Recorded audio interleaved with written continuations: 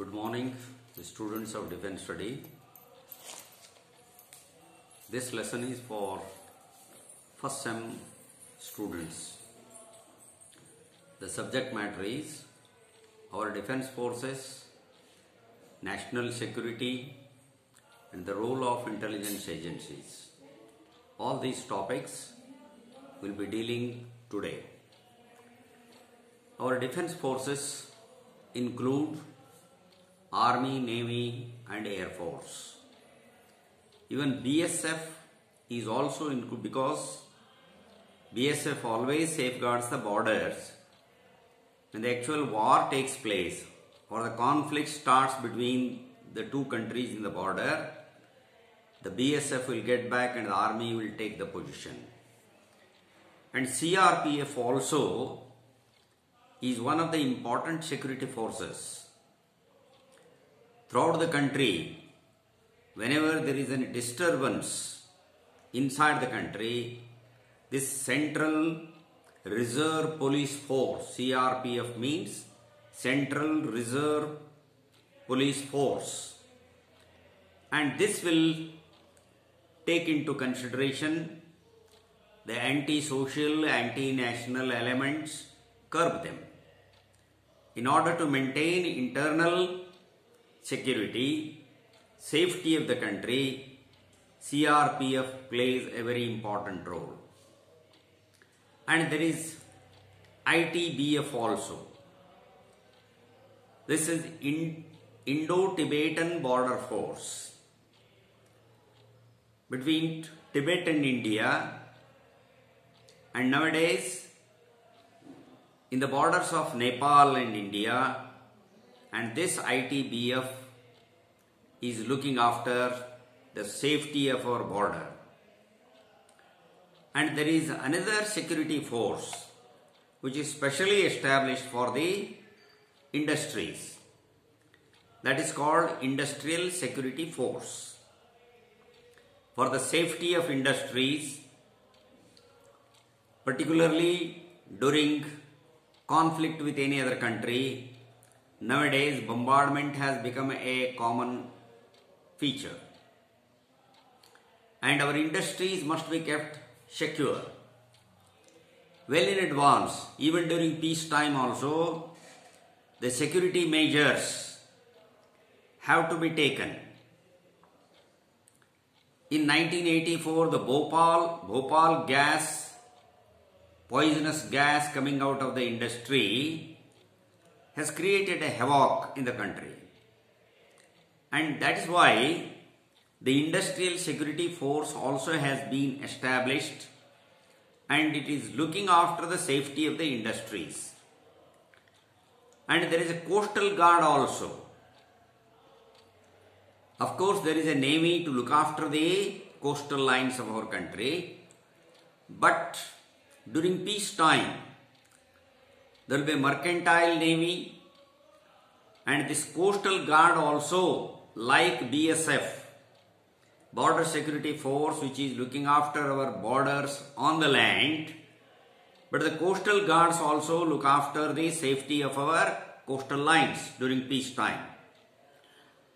So this is in brief regarding our defense forces and security forces. And coming to the role of intelligence agencies. Nowadays, after the First and Second World War, the intelligence agencies are playing a very important role. Intelligence agency has become a supreme establishment, and all the other defense forces, their interest is safeguarded by the intelligence agencies. The country which has got a strong intelligence agency, it will definitely succeed in the battle. And different countries have got their own intelligence agencies. For example, we have RAW, Research and Analysis Wing, which is our intelligence agency, and we have NIA, that is National Investigation Agency, and we have other agencies like CID and COD. CID means Criminal Investigation Department, and COD means Corps of Detectives. This way different agencies are there for looking after our national interest. What the enemy is doing in our country, what security information they are taking away from our country. For example, ISI, the Pakistani intelligence agency, is always trying to get some information of our military, our air force, our navy, and all our security agencies' information is collected by these ISI, the Pakistani intelligence agency, that is Inter-Services Intelligence.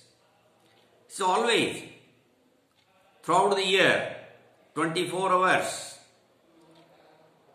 they are working to get the information of our forces. And they have so many pockets here in India. They have established many pockets and they are informing them. And to catch hold of them, our CID, COD, NIA, all these agencies of ours also are trying, our CRPF, our police, all these people are working day and night to curb their activities.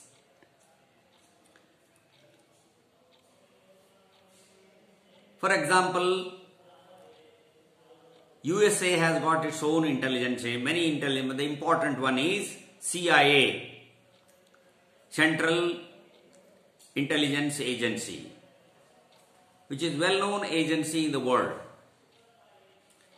In the same way, Russia too has got its own intelligence agency, KGB, Kremlin Government Bureau. And of all the countries, Israel has got its intelligence agency very, very strong because it is so active. The intelligence agency of Israel is Mossad. Mossad is a well-known intelligence agency in the world.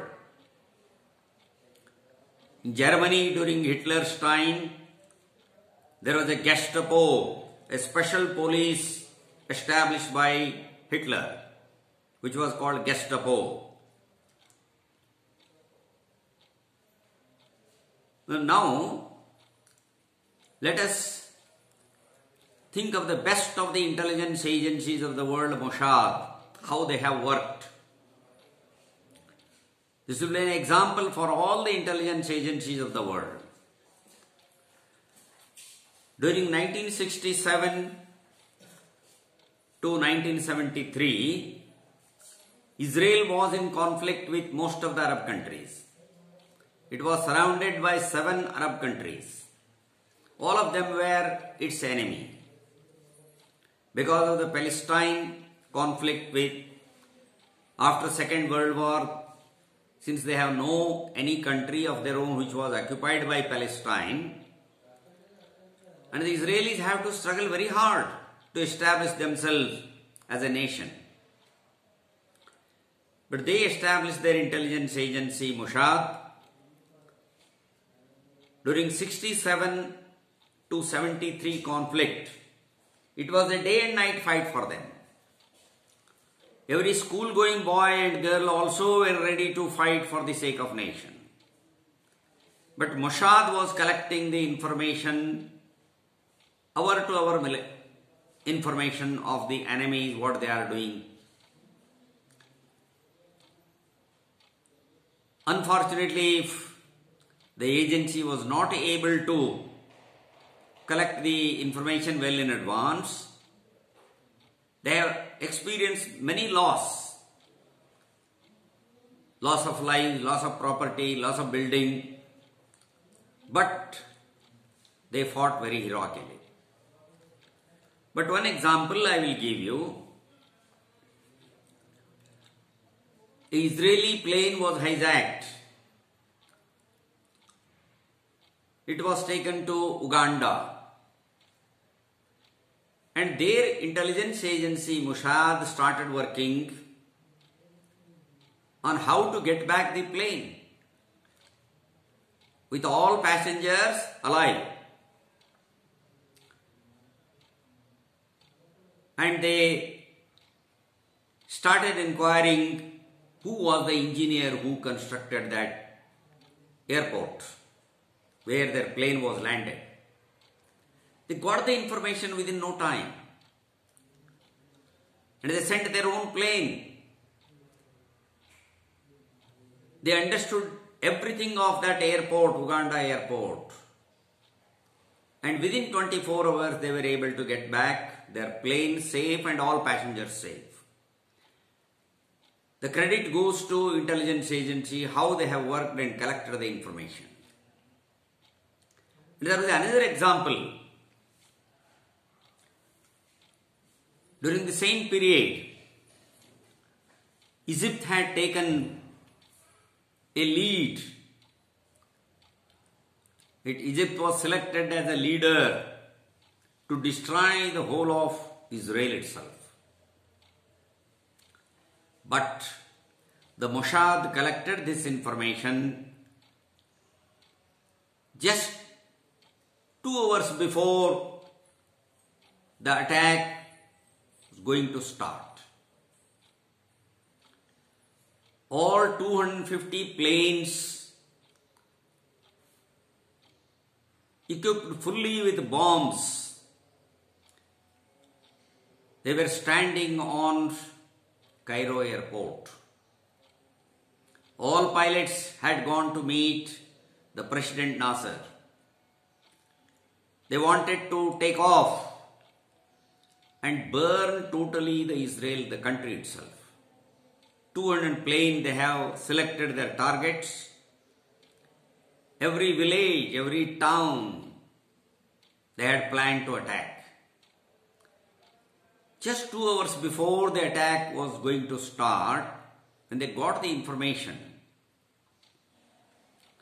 they just prepared 15 planes. They made a triple attack.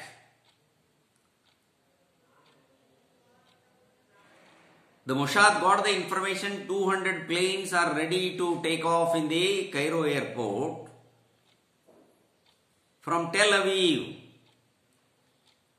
5 planes took off. And they bombarded the Cairo airport where the bomb-filled 250 planes were standing. Just after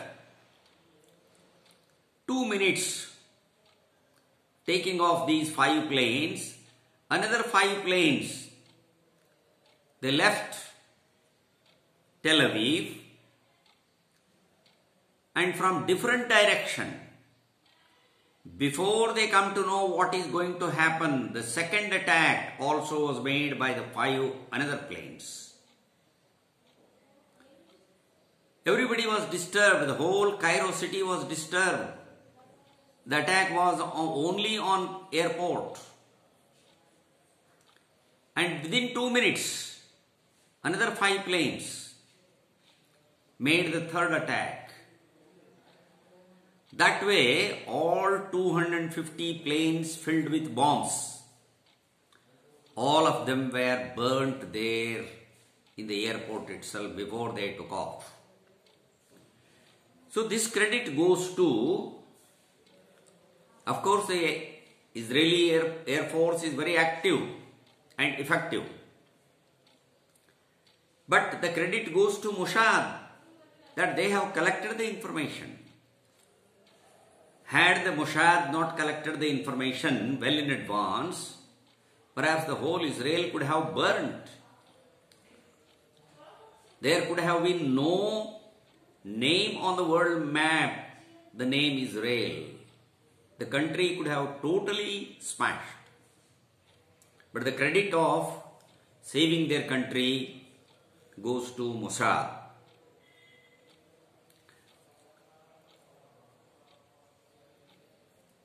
And our intelligence agencies also are working effectively. Right from 1947 till today, our intelligence agencies also are working hard because we have a disadvantage. Our country is a multicultural, multi-religious, and we have so many diversities in our countries. The Pakistani's ISI has got more advantages to collect the information from our countries. And our intelligence agencies also are trying their level best to collect the information regarding the terrorist attack. And our agencies are informing our armed forces. Almost 90% of the efforts of these terrorist activities are made null and void by our security forces. But because of the disadvantage we have, the enemy can enter from coastal line. They can enter through land also, because we have very vast border attached to many countries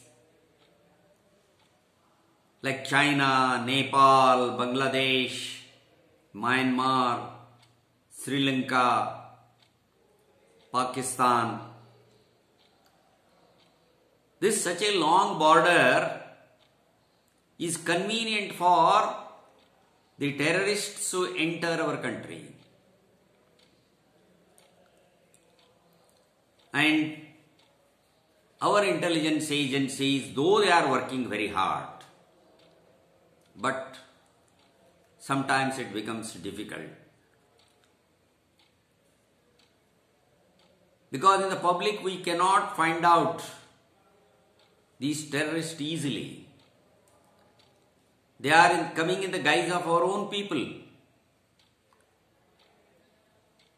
There is no difference, race difference, color difference.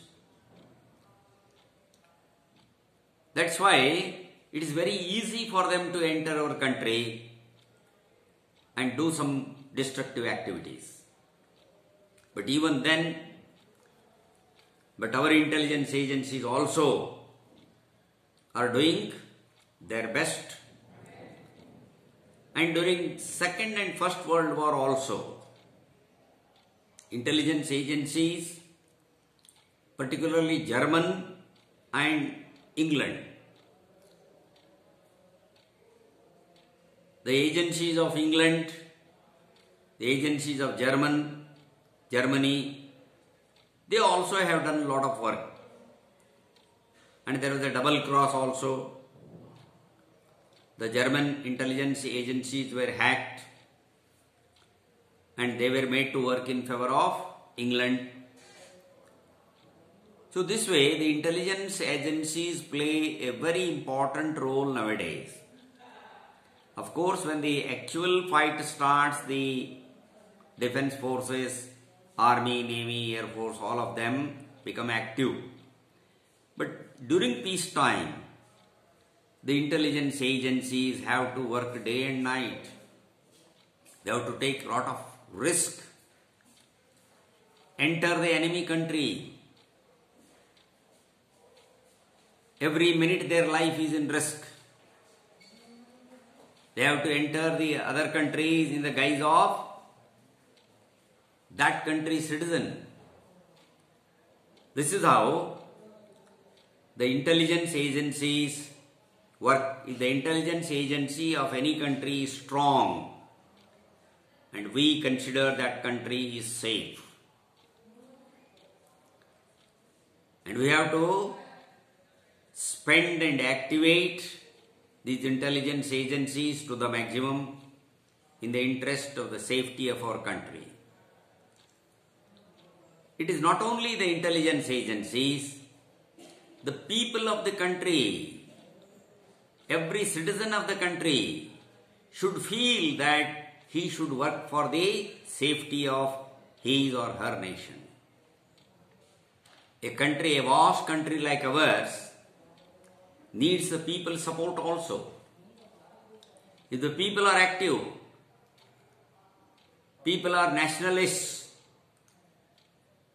people feel that it is everybody's responsibility to safeguard the country, not only the army, navy, air force or the police, CRPF and other paid agencies, but every individual should become a volunteer to collect the information where and when possible and inform the concerned authorities that some activities are going on here. If the information is given, it will be helpful for the people in action.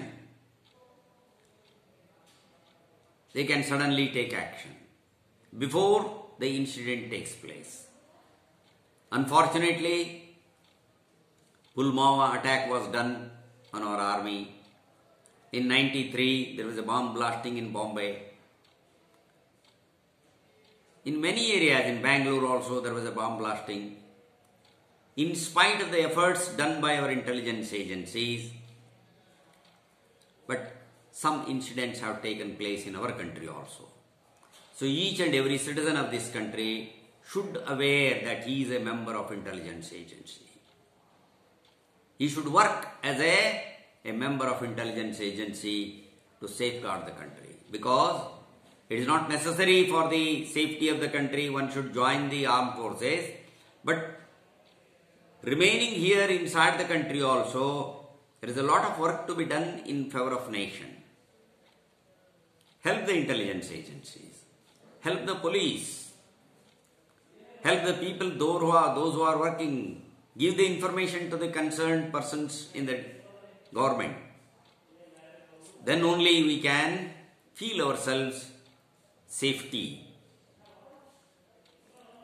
I hope particularly the students of defense study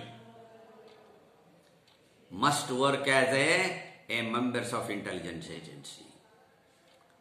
When each and every person works, we should once again we should take Israel as an example. Every school going boy and girl, they think that it is a responsibility of ours to work for the nation. That way our Indians also, if they think that it is our responsibility to work for the safety of our nation, perhaps the dream of our elders will come true. Because right from Swami Vivekananda, India will be a spiritual leader for the world. But if we become a spiritual leader, it is not sufficient. It's making its efforts, providing peace and establishing yogasana centers all over the world. India is taking lead in that matter. But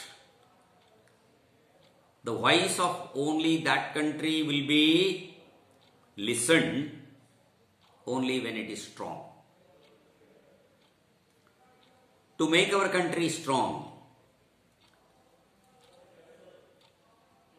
if other countries should listen what we say, obey what we say, our country should be strong. The strength of the country is not only with the defense forces, it is with the economic force. Our economy should be strong, our intelligence agency should be strong. Each and every individual of the country should feel that it is my responsibility to safeguard the nation. I hope all the students of defense study We'll do that, and then we can very proudly call ourselves that we are the proud Indians. In the next lecture, I shall speak to you on map reading. I hope already some 3-4 lectures are given to you. From the examination point of view, it is sufficient. But concerned to all the 3 SEMs, we will have some 2-3 lessons on map reading also. Thank you, one and all.